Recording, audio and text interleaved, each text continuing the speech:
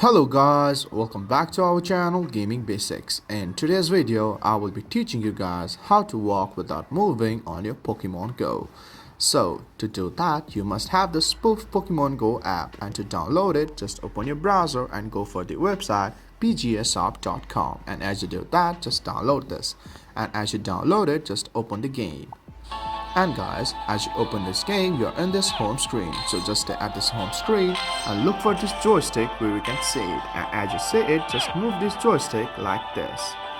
And as you guys can see, as I'm moving it, my character is moving.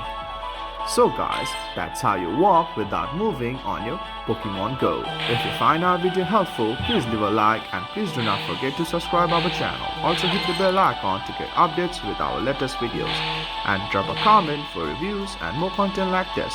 I will see you guys again in our next video. Thank you for watching.